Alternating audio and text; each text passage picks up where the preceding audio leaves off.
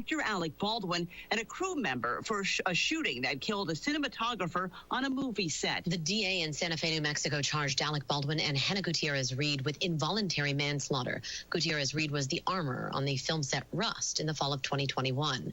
Baldwin said he was practicing with a revolver when he pulled the trigger, accidentally killing cinematographer.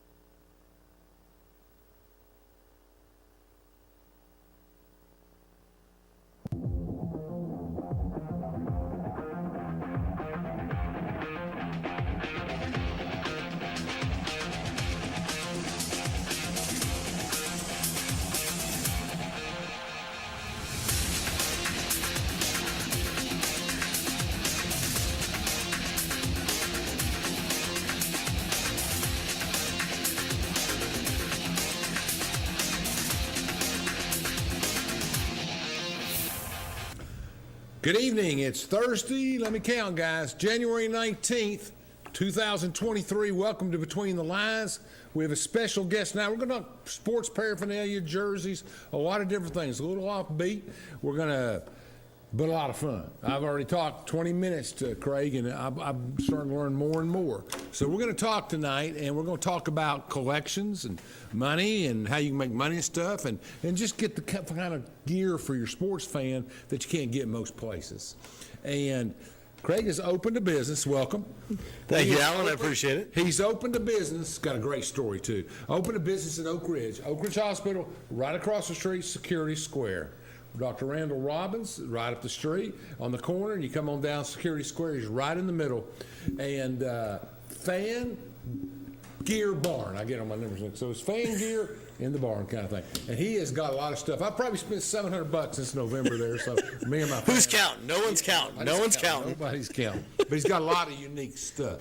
So we're going to talk a little bit. But first, he's got a good story. His biography is interesting. He grew up all over and ended up here after going to college here.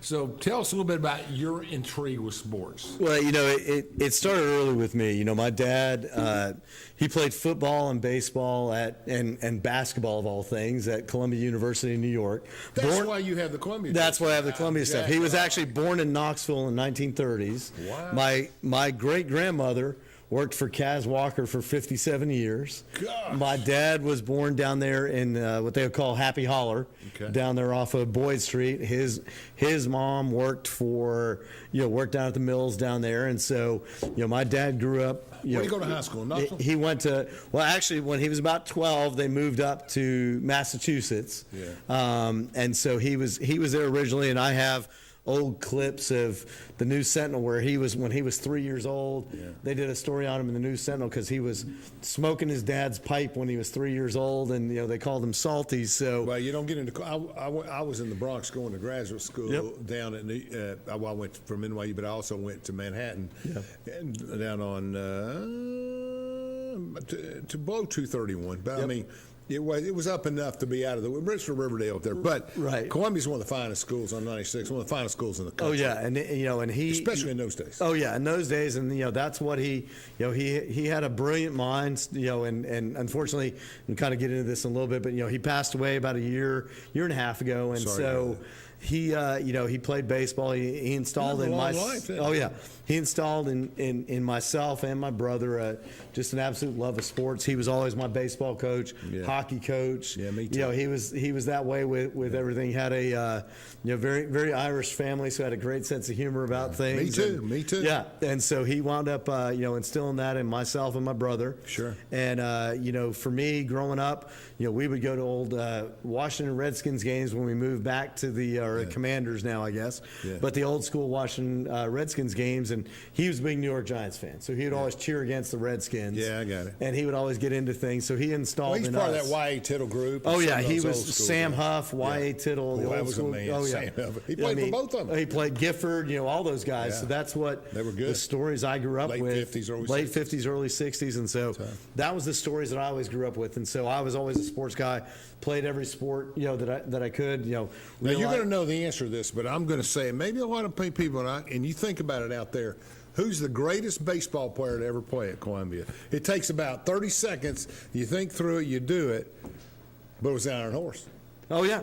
And actually, at my store, I've got an old Lou Gehrig McFarland figure because, he had actually left before my dad got there. But, everything was all the stories. He was gone. About Gehrig. Yeah, about Gehrig and about the history of, which was funny because, my dad was very much a New York sports guy, but until, when he signed with the Red Sox, back in the 50s, it was always the Red Sox were everything that we did. So, Howard Cosell made a swing through Oak Ridge in '81 promoting something, and he came down and he made a statement. He gave a speech out on the strip mall out there, and he gave a speech there. It was really interesting. He said, sports go like the New York teams go. Right. Now, it's before internet and a lot of stuff. He said, if New York's winning, you got tremendous coverage. Now, the West Coast wasn't as big as it is today. Right. Even 35 years ago. It was big, but it was still, the Dodgers were there, everybody was there. But New York City kind of generated all of the enthusiasm worldwide and nationwide. So I can get that. Right. I mean, when you had some the New of York those teams were really good. Carnegie Mellon was a great football team in the absolutely. early there part was, of the last century. And you look at the teams, the New York Giants, the baseball team at the Polo Grounds. You look at all the different teams that were there from a hockey perspective. There was not only the Rangers, there was the New York Americans for a while. Yeah. And so, I mean, like you said, it was the epicenter of the sports universe. So you grew up here. And then you move around, you take off, you go. So you obviously had connections with your family. You came back here to go to college at UT. Right. But you moved around, you did something. But you were a hockey player. Played my whole life, basically. I played at UT, was their head coach for a while. Yeah. I tell people I still have most of my teeth. I've got my What position did you play? I played either defense or wing. Yeah. And so, I was the guy built for that.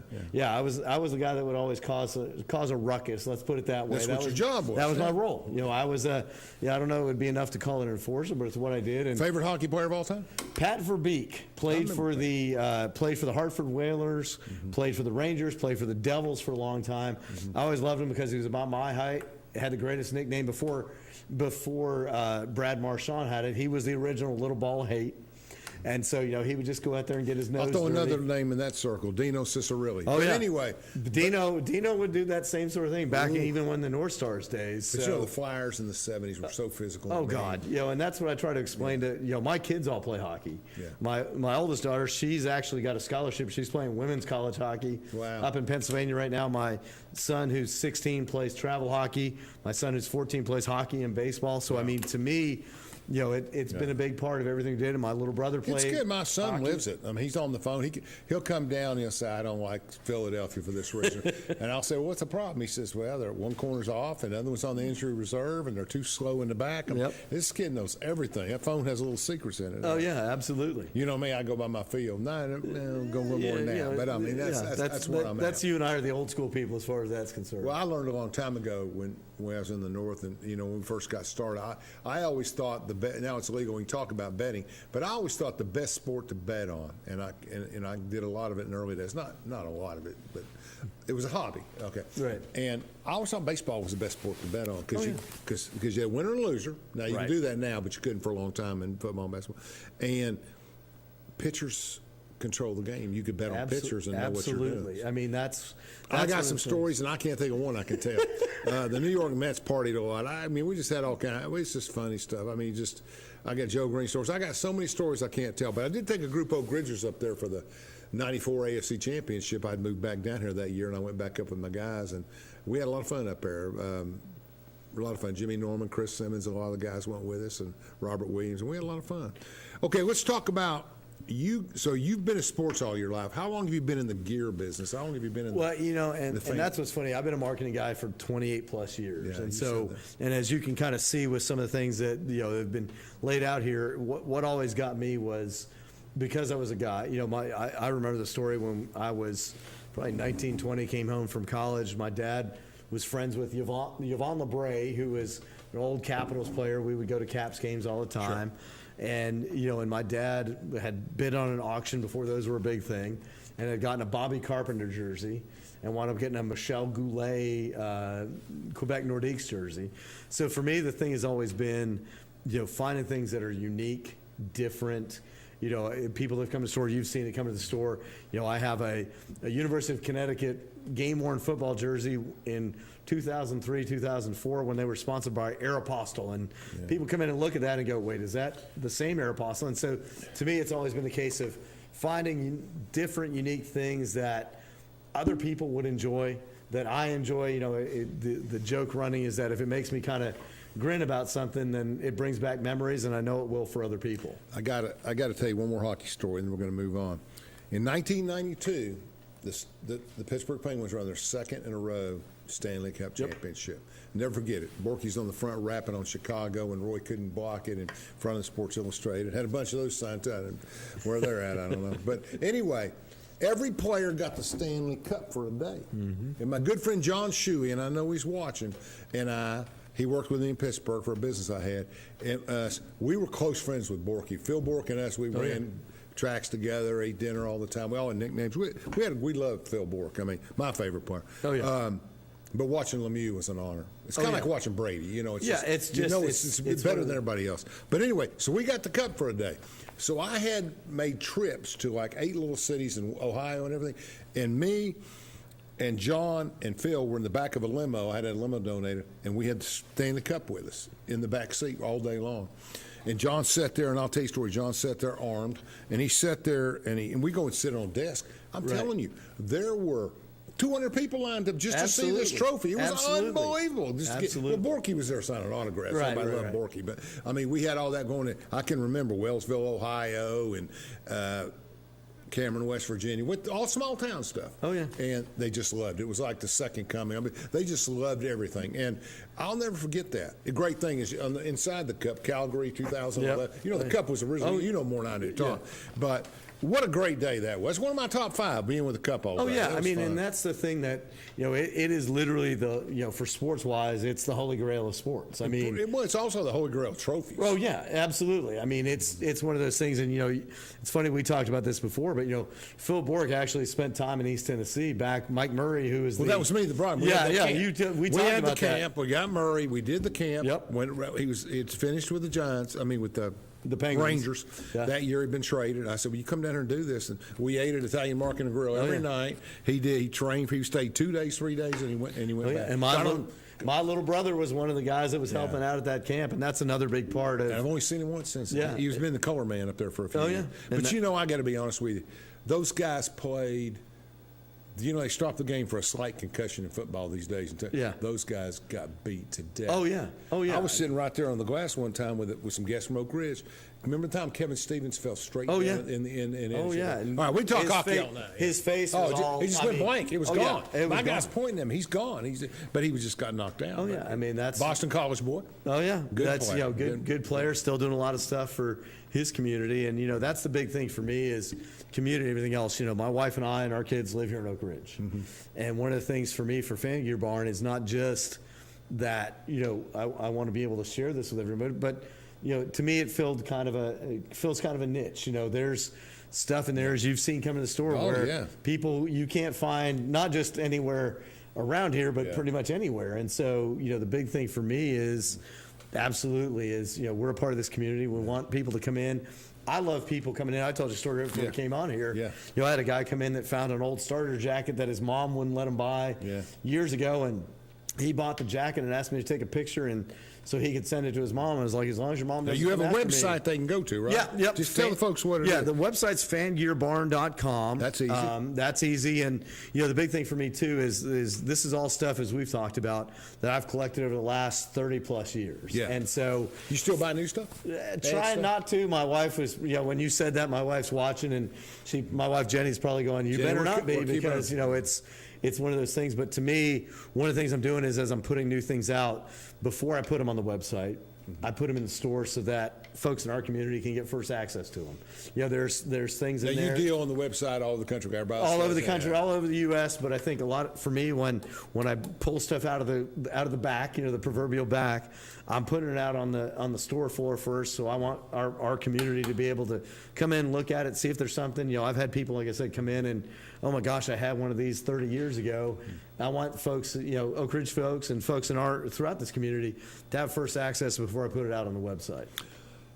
Fantastic. We're going to take a break. When we come back, I think everybody shares your enthusiasm for sports and everything, but making it a business is a different challenge. It is. John, let's go to break. We'll come right back. Daniel Forrester has been recognized as one of East Tennessee's leading attorneys for nearly 2 decades. Civil disputes, criminal defense, divorces, and juvenile custody cases are all part of an impressive resume. Daniel's legal experience also includes representing clients in local, state, and federal courts. A husband and a father, Daniel is a Rule 31 certified mediator who has represented hundreds of families in Chancery Court. Call Daniel Forrester Law Office at 865-457-7900 for a free consultation. From Oak Ridge, Tennessee, ID3 Global Solutions conducts operations around the world to enhance the U.S. national security posture and minimize radiological and nuclear threats. IB3 Global Solutions. Mission first. What if one day you went to your secret hiding place and instead of what you came for, you found this? What would you do? The truth is, all drug use comes with risk. Before drugs take their toll on you and your family, know that there is help. You can quit. If you or someone you love is struggling with drug use, call 1-800-662-HELP for 24-hour free and confidential information and treatment referral, or go to samhsa.gov/knowtherisks. Hello, I'm District Attorney General Dave Clark. My fellow DAs and I successfully fought for new elder abuse laws and procedures that have police departments and agencies using improved tools to protect our seniors. Victims of elder abuse are often unable to recognize or report abuse themselves. They need your voice. If you suspect abuse, contact local law enforcement or adult protective services. Let's work together to protect our seniors. I'm Andrew Saul, Commissioner of Social Security. Beware of telephone scammers pretending to be government employees. Real Social Security employees will never threaten you. Callers threatening you with arrest or other legal action and demanding money are not from us. If you receive a call like this, hang up. Do not provide them with any form of payment or information. Report the call at oig.ssa.gov.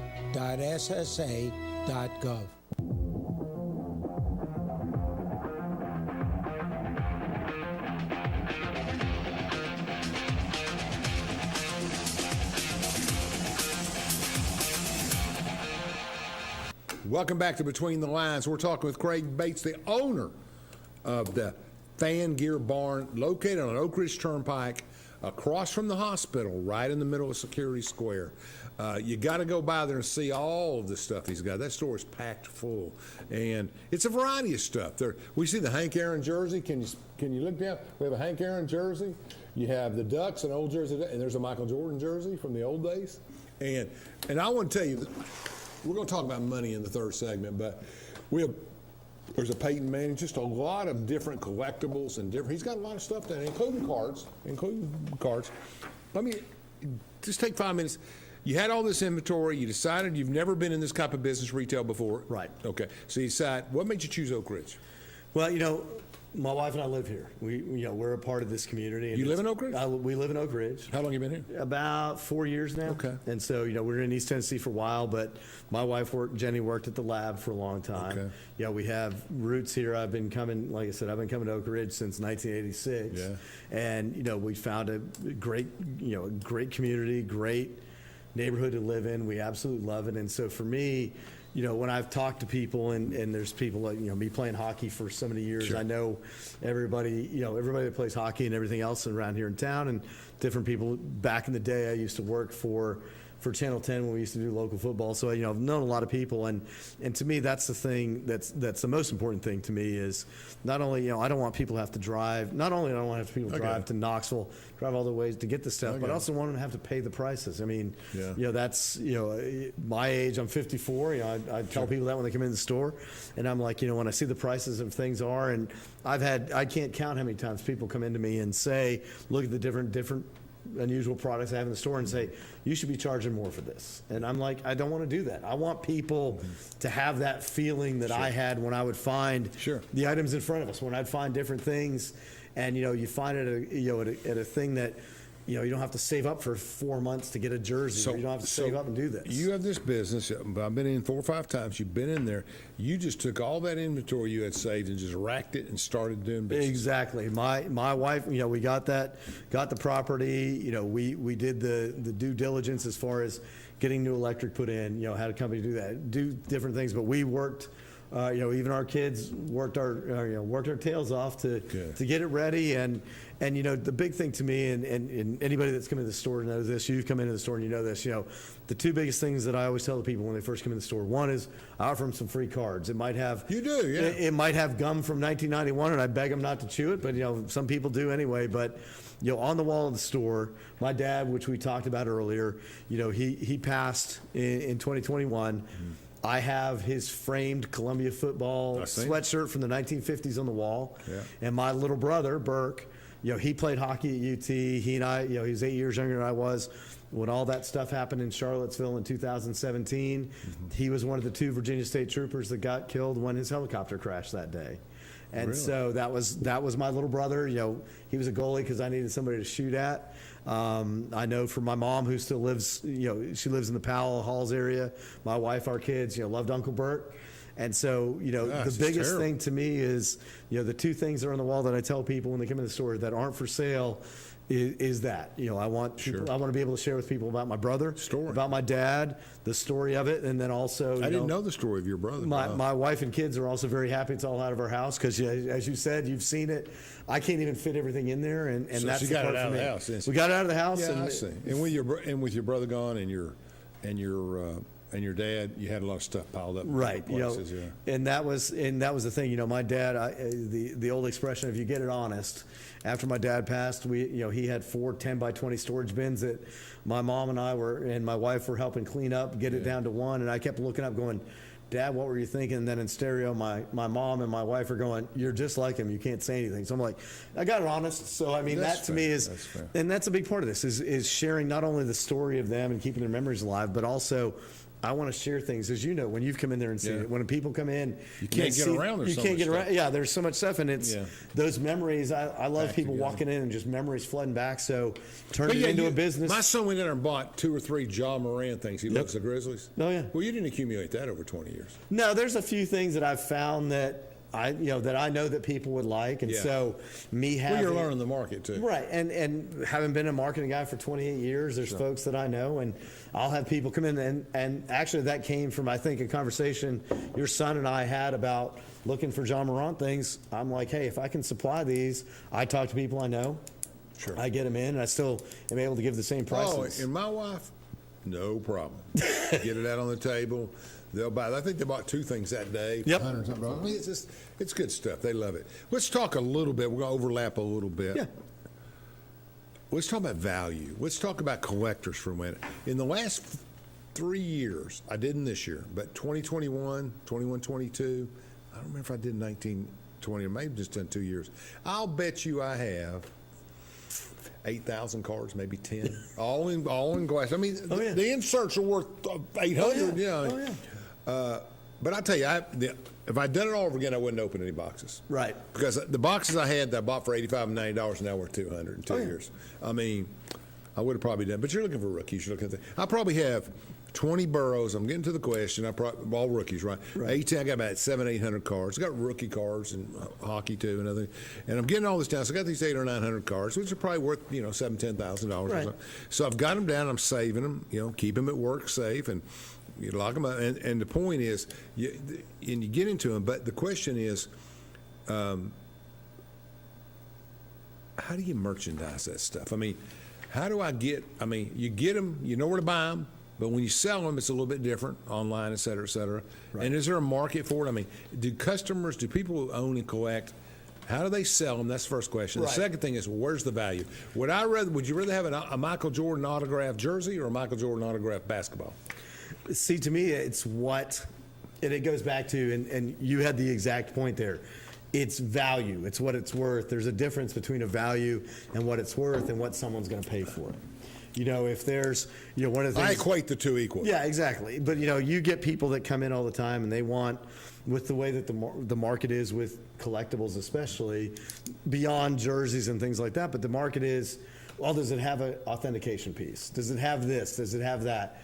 If it doesn't have an authentication piece, then some people look at it as an investment, which, you and I have talked about this before. To me, I want to see the joy of having that. The value of something is, yes, if you have a card, if you have a Jordan signed jersey, if you have a Jordan signed basketball, you send it off to this other company, be it a JSA, be it a Beckett, be it one of these people, you wait X amount of time, you get it back, and it might quadruple in value. It might, 10 times the value. But can you find someone to buy it at that price? And that's the biggest question with this. It's almost like I'm a student of history. It's a very speculative industry. Sure. If you see somebody that comes in and says, hey, I've got this Michael Jordan, I've had people call me from around the country asking me where I recommend them send it to. And I tell them the Beckett's, the JSAs, the PSAs, all these different places.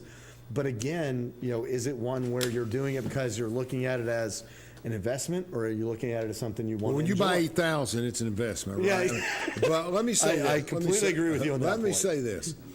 Great story. When I was, people here again, I had season tickets to, and I lived in Pittsburgh, right? Pirates games on both sides. I didn't have season tickets to Steelers. It was hard to get, but I went to the games. Right. So I'm on both sides. I had a lot of Steeler friends. Mel Blunt and I got to be real good friends, live close to each other. But we're on one side, and they're on the other side. And four behind third, four behind first, and bottom to my business own, and we'll get some other stuff. And you realized after a while that I'm watching, right? So this skinny kid comes up. I was there from 84 to 94, 83, about 11, 12 years. So I'm watching, and this kid's just nailing the ball. And my father was a baseball player, like yours. Right. My father taught me a lot about baseball. My good friend Matt Bailey here, same kind of family, same thing. But Matt can look at somebody and tell how they play. But I saw this kid, and I thought, I'm not going to put $2,000 in an IRA. I'm going to buy $2,000 of rookie cards for $1 and $2 each. Well, it was Barry Bonds. Right. So in 10 years, I've never seen anybody play like that guy. Right. I'm telling you, he got 7 gold gloves. He could run. And the steroid controversy, I get it, but they were all using. It wasn't illegal. In the locker room, I knew 20 of them they all used. But, there were some that probably didn't. But in the early, mid-'80s, once everybody had to keep competition level. That was the league fumbled on that one. Oh, absolutely. So, but the question comes back to Bonds he was such a natural gifted athlete. So they went up, and I sold off some for about, $25 each on a $2 investment. Right. But probably sold 800 of them, 700 of them, whatever it was. And then the floor collapsed. After the steroid controversy, my Clemens, my Bonds. It is speculative, is my point. Exactly. There's a good friend of mine that I've worked with forever. You might know him, Mark Nagy, who does the is the spokesman for T-Dot, and he's come out of the store, and we both made a joke because he was going through some of my cards, and he saw 2 or 3 Greg Jeffries cards from the Mets, and he was like, well, that was supposed to be my college education right there. And it's again, you get guys that do this, and there's so many bearings, and this as well as I do. I don't want to say we've been through this before, but when you look at when the bottom dropped out of cards in the late 90s, everyone was going to do it. They made too many. That was my dad was, this is kind of the genesis of what we talked about earlier. My dad had a ton of cards.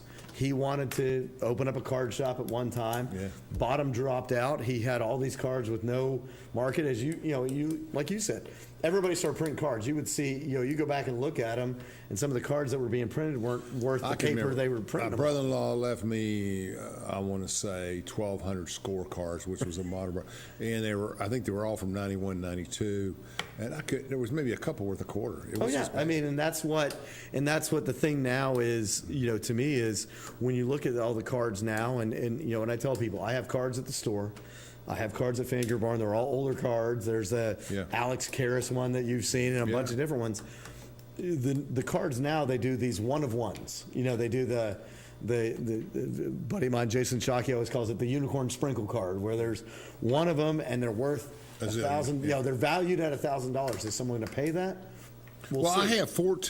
I have 14 rookies of different people. With all that year, those 2 years I bought was Tua, Burrow, right. Everybody. I think Josh Allen was a little old for that group. Right. The Charger quarterback. Herbert, I'm missing somebody in that group, though, that's really, really good.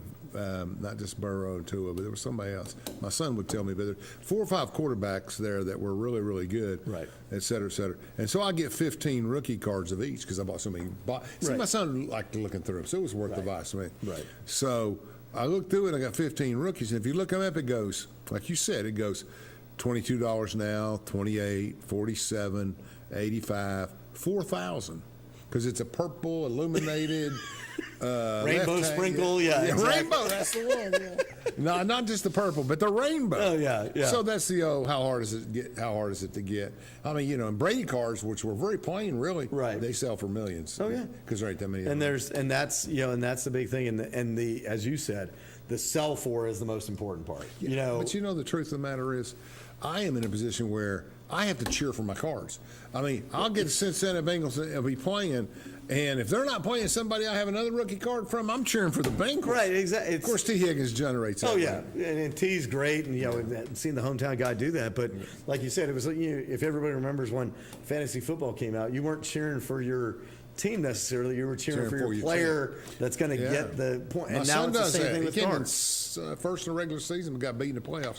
But he has his little team, 10 or 15 people, and they play it. But he loves the game, that's for sure. And that's and anything that gets the people back in the game. And the big part for me is to me the sign stuff. I have in the store going through some stuff. I have, of all things, Will Shields, the former Hall of Fame Kansas City Chiefs lineman. Yeah. Going through some of my dad's stuff, he had I don't know, but he had a NFL pylon corner, end zone corner pylon signed by Will Shields. I don't know why. Somebody might have value in New York. Yeah, I was going to say it might be, and to me that's a value item for you personally. Yeah, and it's just it's neat to me to see, and going back to what we talked about, you being in the store, the things I have at the store.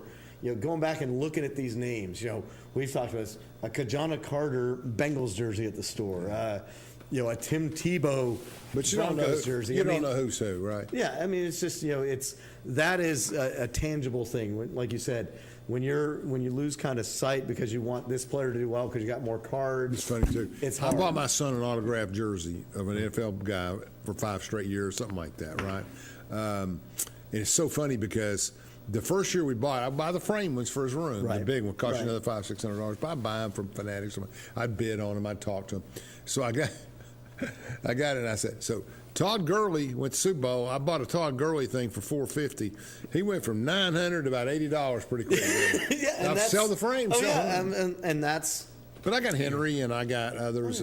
I can't remember who was the Minnesota receiver. He got early days. I can't remember. Went to Buffalo. Stephon Diggs. Stephon Diggs, yeah. So I got his autograph jersey. So we picked a few up, and I think they go up better than some things. Right, and jerseys, basketballs, footballs, different things that are out there. I have of all things, a Jeff Blake Arizona Cardinals signed football at the store, charging $40 for it because I don't have a thing. But it's someone might remember him. Someone may have been a huge Jeff Blake fan. If someone's if you're a fan of a team, if you're a fan of a player, Stephon Diggs. That's the most. As long as it gives you some joy, that's it. That's the most important. It's a great place to go to shop for some of your friends, your brother, your children. But we're going to go, Chandler. Another break. Are you ready? Let's go. Thank y'all. Chandler's. Daniel Forrester has been recognized as one of East Tennessee's leading attorneys for nearly 2 decades. Civil disputes, criminal defense, divorces, and juvenile custody cases are all part of an impressive resume. Daniel's legal experience also includes representing clients in local, state, and federal courts. A husband and a father, Daniel is a Rule 31 certified mediator who has represented hundreds of families in Chancery Court. Call Daniel Forrester Law Office at 865-457-7900 for a free consultation. This is my husband, Alex Hussey. Alex is about 2 weeks away from coming home. I was point man on foot patrol, and I stopped on the bomb. Lost my legs and my left hand in an explosion. And he suffered a severe traumatic brain injury. As America's veterans face challenges, DAV is there. There are so many mountains to climb, and we do it together. With the right support, more veterans can reach victories, great and small. To watch Alex take on this mountain, that's what this is all about. DAV provides a lifetime of support to veterans of every generation, helping more than 1 million veterans each year. Alex has conquered this mountain. That's something he won't forget. With the right support, there are no limits. Look at that smile! You did it! But there's more to be done and more victories to be won. This has meant so much. Thank you, DAV. Alex Hussey, thank you for your service. Support more victories for veterans. Go to DAV.org. We should never lose sight of our health. To keep moving forward, let's not forget everything we've learned. Limit the salty food options. Make your own daily exercise routine. And always receive regular checkups. More than anything, we have learned how important these small steps can make a big difference, so we can all continue to move forward together.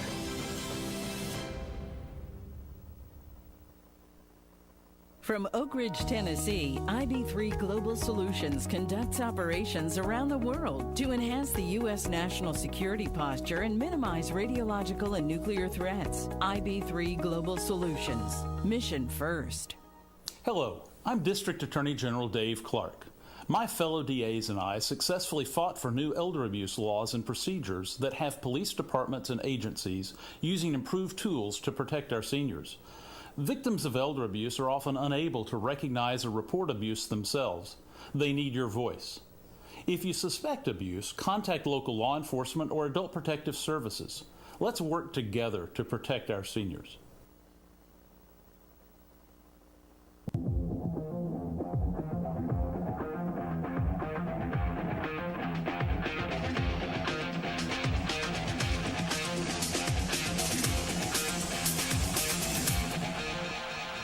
Welcome back. This is one of the more interesting shows. Y'all get bored with politics and news and all that stuff, but I'm telling you, we're talking to Craig Bates, who's lived everywhere, done everything, a great father, and a daughter who plays hockey. Where'd she go to school? Alvernia University up in Pennsylvania. Where's Alvernia? What city? It's in Reading, PA. Oh, it's way up Reddington. Okay, north. Oh, yeah. I got you. It's east side. Yeah.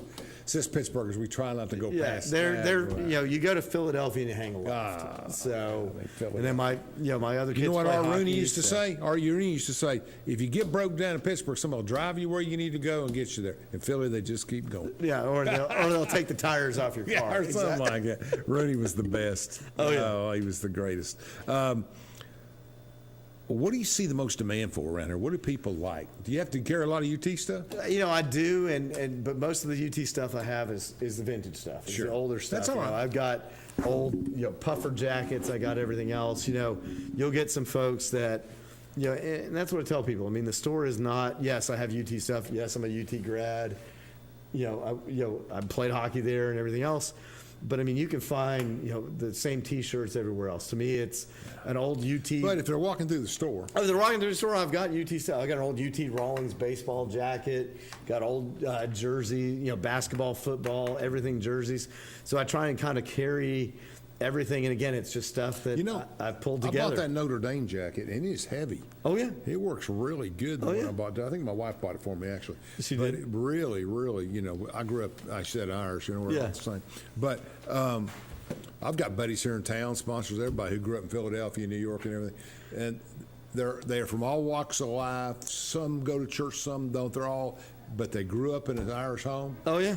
And they pull for the Irish. On Saturday, Dad was on the money, man. You're gonna be playing like a champion today every time. So it don't matter. And that's the part to me that I enjoy is I'll have people come in and you've seen this where someone will come in and say into the store and say, I've got a random question, or I know you probably don't have this team or that team, and I'm just I do. I've got something pretty much for everyone. I had, my favorite one is I had a guy to come in and did that same thing.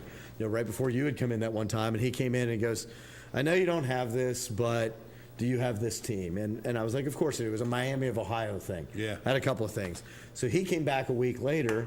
He was browsing around looking in the store. Somebody else came in that I didn't know that it was first time in the store, and they started to say, hey, I know you probably don't have this. And this guy, before I could even say anything, this guy who's like, I'm going to stop you right there.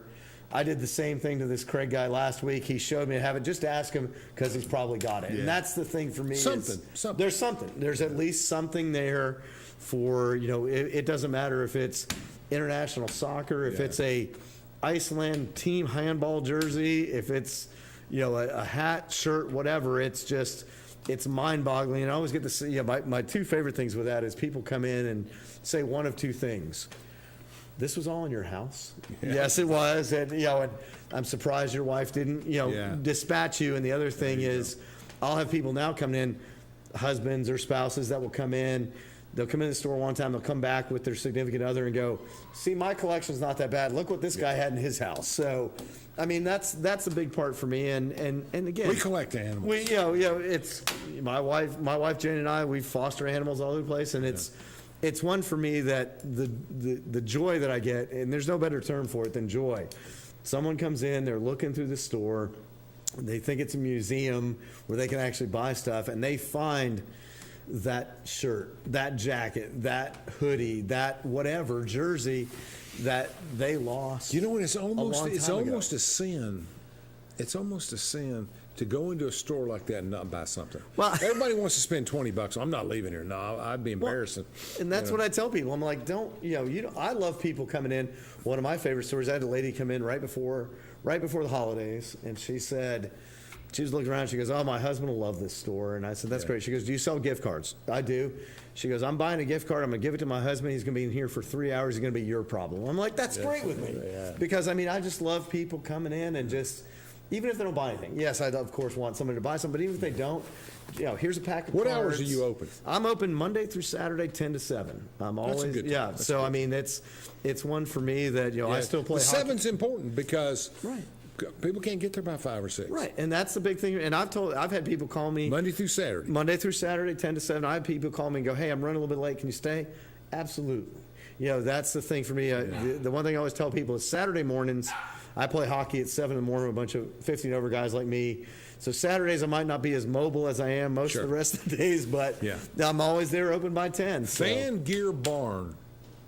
And I'm surprised you got the website. Nobody else called that? Nobody called that? FanGearBarn.com, folks. Just look. Fan Gear. How much stuff's on the website? Probably about 3,200 items, and there's another. Wow! And my wife's on there. And there's another probably 1,100 that are in the store that I haven't put on the website yet. Yeah. So literally, there's a lot of stuff that, like I said, we kind of alluded to it earlier. I want our local folks to be able to come in and get things first, especially UT items. I've got ETSU, Carson Newman. I've got Tusculum. I've got every. So you had this. You had all this inventory. Yep. Huge inventory. What percent's gone? 5, 10? 5-10% tops. Yeah, okay. I mean, there's just more. You've been open 3 months? Huh? How long have you been open? 3 months. Yeah. Late October, I mean, and to me, that's the part that I love is, and you and I talked about this, like I kind of alluded to earlier. People come in and go, hey, can you find me this? Although you've seen all the replica championship rings. Yeah. I had people come in and ask me, can you find me a replica championship ring for this team? Can you find me one for that team?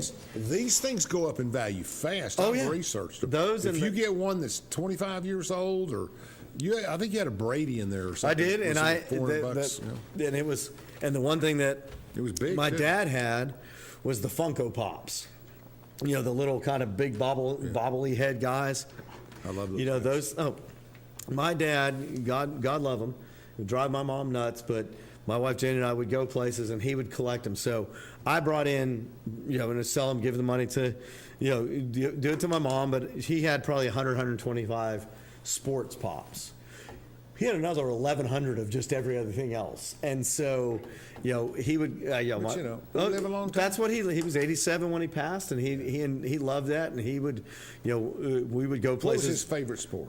His favorite sport probably was baseball. Always would be because he was a baseball guy. It's his generation. It's all there was. That's all he cared about. He went up against guys like Dick Raditz in the minor leagues. He said that was time. What position did he play? He played third base. Okay. And so he would, and back in the day before the NIL stuff and everything else, he was a hard Irish guy, reddish sort of hair. He would play in the industrial leagues in New York in the summer times to make money. My dad did the same thing. Yeah, and so, he would go up and play that stuff, and he would tell stories about playing in the minors. And right here in Oak Ridge, there's a great history because during the war, all those major leaguers couldn't go to war. They came down here and played ball and worked the plants. And that's one of the things that my paternal grandmother, she worked at the lab. as a typist, clerical, worked out here. And, and I always grew up learning about the lab. Jenny working there, being familiar with it. We got able to take, my dad would go, bring him out here, and he would vaguely remember places that his mom would take him. My dad worked there 30 years and had a heart attack, fell through his door at 61.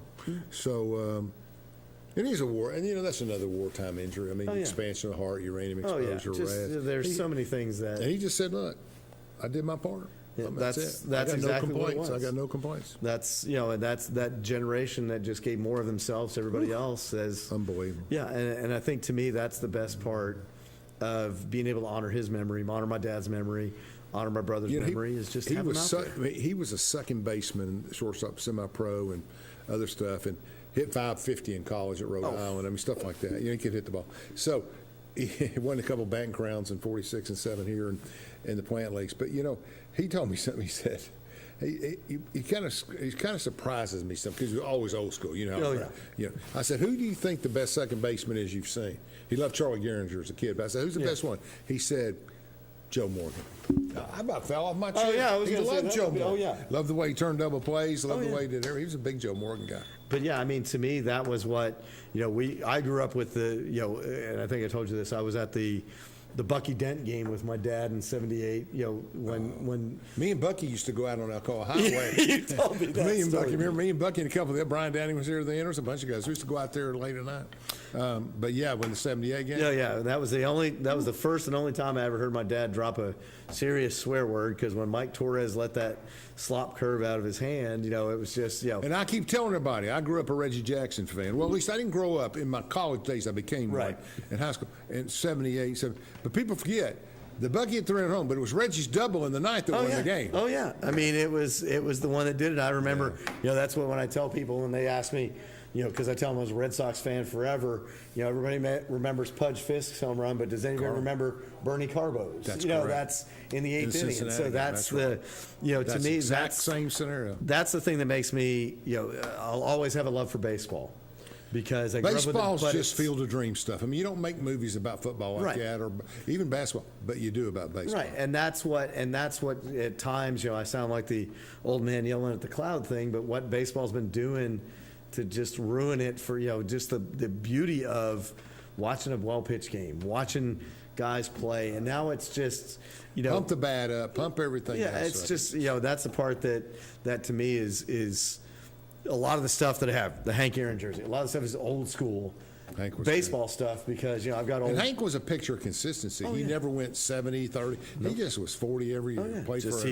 Played played his heart out, and just and it was just you'd see him turn on that ball, and you just knew that one was going out. So that's to me. And they never went more than 100 yards past. They were 100 feet back. They were always over the fence, line drive over. I mean, he just had that talent, and that's why to me yes, I have new stuff at the store, but yes, I have old stuff so that people remember. When people ask me who's, when you saw the Alex Karras card, who's Alex Karras? Who's these people? Remember your history. Yeah, remember your history, but also appreciate the present.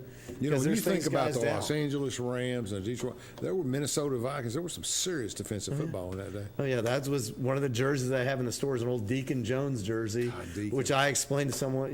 I had a friend of mine, Garrett, that comes in the store. He was like inventor of the head slap. It's that old days. I always say about my friend Mel Blunt. I said, and Willie Lanier told me this one time in a Pittsburgh party. He said.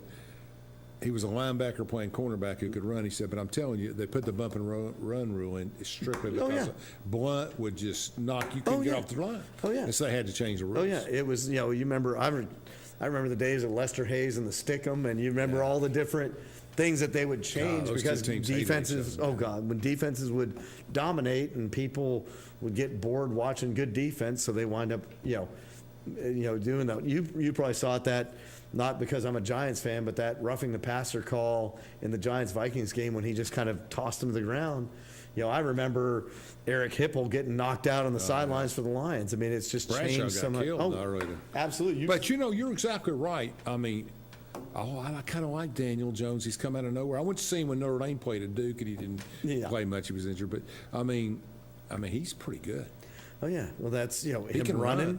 Well, you never see him play though, because again, you see Mahomes every day and everything, Right. et cetera, et cetera. And just Mahomes cards are already through the roof. Oh yeah, it's and that's get her one of those rainbows. one of those 39,000. Oh yeah, it's just and that's what there's people that I've talked to that come into the store and they're like, oh, do you like this player?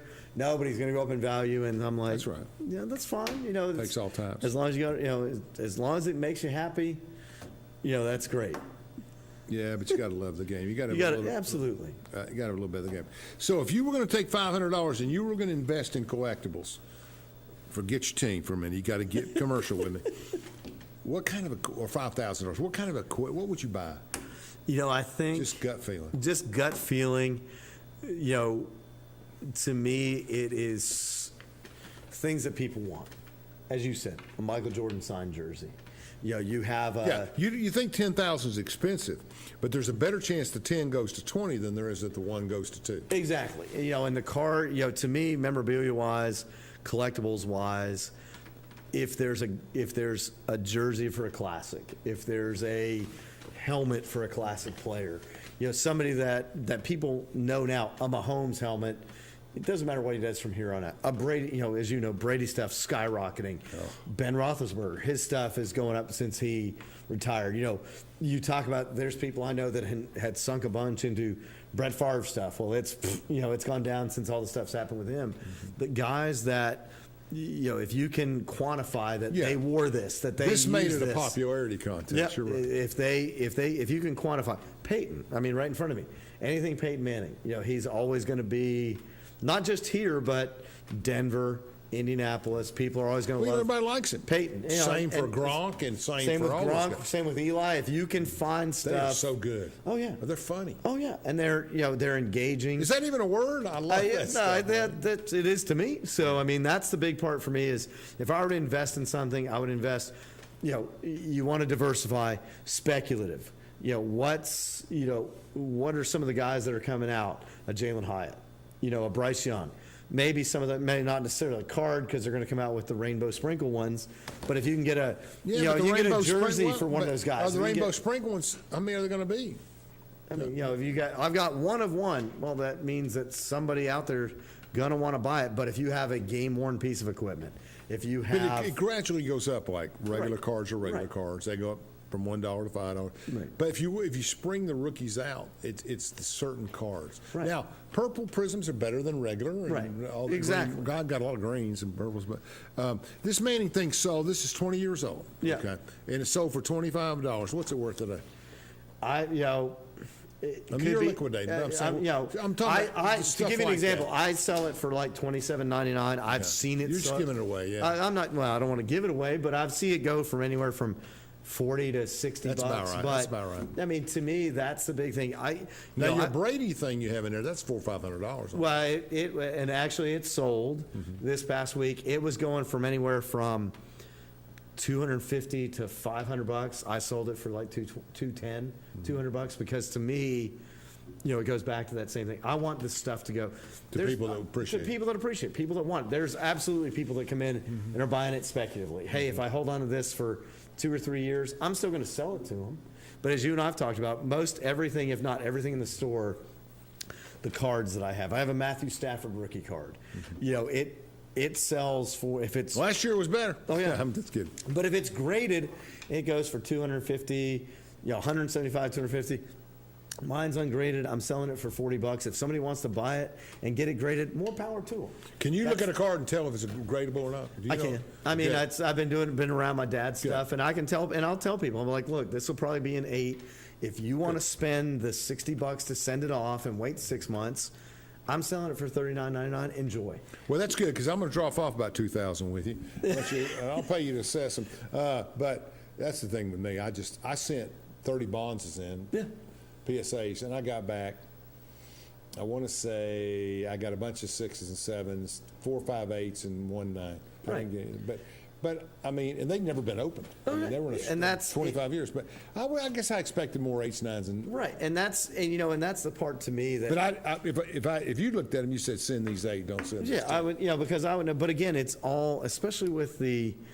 with the card part, and that's the part that I worry that because as we've talked about, I'm not a card store. I have cards that my dad had, but to me, But it's the most common. It's the most. Yeah, It's people cheapest. love him, and the thing to me is that just like we talked about earlier in this conversation, they did so many cards, the market dropped out. Now it's so, I buy this card, I'm hoping it's an 8, it's a 7. Oh, I'm upset. I'm not going to, Well, if you have to pay $40 to get it graded, now see, what's happened is they've gone back to point now they're going back down to $10 and $15 for 20 of them at a time. Right. But the point is, if you're going to buy one, people will love the idea of having all the cards and seeing all the flash. But you may be only going to buy one jersey. I mean, you may only have $100 one time or whatever, autograph $300-400. Right. And that to me is the big part about it is, if there's a team you like, a player you like, Jordan, a Kobe. I have Kobe jerseys at the store. I have, John Morant that are in there. And I have some signed things. Get it, get that. If it's somebody you like, you're never going to regret it because it's somebody you like. You might, if it's not autographed, you might wear it. That's great. If you want to get it autographed, get it looked at, that's great too. But jerseys and helmets and those kind of collectibles, mini helmets, big helmets, whatever, those are always going to have value because that's right. There's fewer of them. There's fewer of them. I have a Bob Lilly signed Cowboys helmet at the store. I've got a Dwight Stevenson one. These are things that... For the record, Dwight Stevenson was Miami Dolphins All-Pro center for a decade. Oh, yeah, and he was the one that Shula talked about was the anchor of them being able to win, being able to go undefeated. And it's some of the, it's not the flash of the purple prisms, it's not this, but it's something that you can, if it's a player you like, player you respected, or even if you want to do it as a speculative thing, those things aren't going to lose value like a card are going. And Tom Brady can tell you, offensive linemen matter. Yeah, he's been running for 12 weeks. He's been on his backside more than he ever has been. You think he quits, or you think he plays again? I say play again. I think he'll play again. I don't think he goes out like that. I don't think he's going to go out either with the Raiders. There was a lot of talk with him going to him going to the 49ers, but now with Purdy being there, he'll go to the Raiders, which is close to home. And if he can get Sean Payton out there, they're gonna have fun. They're gonna do a lot for that, and he could be because he's still got he's got a 99 arm. Oh yeah, his problem is just he can't move like he used to. Now he never moved great, but he's just different. But you give him protection, he's a dangerous man. He's gonna be playing in a dome in Vegas where you don't have the variances of everything out there, and he could settle down there and be the king of Vegas forever. The argument against him is, all his kids live on the East Coast. Right. They all moved when he moved, so he doesn't really want to leave the East. I say there's a good chance he stays there if they do the right thing. I mean, it'll be interesting. I could see him, if Tua doesn't work out, does he go to Miami? Because there was all that talk that he was going to do I want to tell him. I know he's probably watching, right? I mean, I want him to know we'll take him in Nashville. Oh, yeah. I mean, I've heard that's a big, that's one of the four, destination. Only because Vrabel's his buddy from the championships, but they got the baddest offensive line problems as Tampa Bay does. And I don't think they're going to get rid of Vrabel now, but, he's on pretty thin ice. So, I mean, it's going to be interesting to see. He's been so good. Yeah. I mean, they fired, what's his name, Leftwich today. Yeah, I saw that too. And I'm they're not firing. The Bowles is too smart. They're not going to. They need a better He inherited him. Oh, yeah. I mean, he There's too many good coaches leaving like that can come in there and do a good job. All right, that's where we're at. How about Tennessee? You still support the Balls? You do absolutely. Yeah, I mean, I'm a VFL. They had a great year, didn't they? They did, and so for me, the basketball team's doing well. Looking forward to the baseball team. Hockey team's still playing. If people look up Ice Vols, UT actually has the longest continuously running hockey program in the South. Since 1966, UT's had a club team. I remember. I was over there for a year. Yeah. I went over for a year. So I was at Middle Tennessee playing basketball. Then I came here. Yep. Then I did some other stuff. I went back to MTSU and graduated. But I can remember rugby was the same way. They played down on that intramural field. They played down that field down there that's now the giant thing. So UT's hockey team, if you look up Ice Vols, they're still there. I'm still technically a member of their Hall of Fame. And people ask me, do you get anything for being in the UT Hall of Fame? I'm like, 5% off at Waffle House? I don't get anything. What are you talking about? It's just more than I get. Yeah. Tell me about your daughter's hockey. Because she's going to watch this, so I'm going to talk about her. Oh, yeah. What's her first name? Her name's Josie. Okay. And then I also have my son Luke. Where'd she go to high school? She went to Hardin Valley. She actually, I coached her in when she played travel hockey here in town, co-ed travel hockey. She played 2 years for the Nashville Junior Preds women's team. Okay. And then there's a couple other girls from that team that are playing What for position? Alberta. She plays wing. Okay. She's been playing center. Wants to She's been score. playing- Wants to score. Well, and she's the one that's very conscious of what she's doing. My son Luke, who's the 16-year-old that plays travel hockey, he's the one that everyone, he's got my personality. But he's got better hands than I ever did. He's faster than I ever did. And our son Nathan, he plays football and hockey, and so they're all, it's all a sports family, and so Hands matter more today than they used to. Oh yeah, They always mattered, but now you don't have to take as much physical abuse as you did back then. Oh, yeah. You got good hands, they come out and knock you down right Oh off yeah, the top. and that was part of it. So all the kids love sports. I mean, it's just what they got imbibed with it. And Jenny, God love her, she's the epitome of a hockey mom. She travels all over the place. She takes care of Listen, everybody. we got 45 seconds. Had a great time, learned a lot. Absolutely. What do you want to tell people? What are we going to do here? I just want people to come by and see us. As you said, Fan Gear Barnes at 977 Oak Ridge Turnpike, Security Square, right across from Methodist Medical Center. We don't know where that is. Yeah, everybody in Oak Ridge that's there, and just come out and look around. I mean, even if you don't buy anything, I'd love for you to buy stuff. But even if you don't buy anything, we need to come in support. and look around. We need a business like this. You need to not order online. You go. Do that, but come down and see him. I mean, he's doing a great job. 15 seconds, folks. We're going to have another show next week live. Mayor Gooch is coming on in 2 weeks. We got a lot to do. Hey, thank you so much for watching Between the Lines. Thanks, everyone. Thank you for coming on, Craig. Absolutely, it's my pleasure. Yes, sir. All right.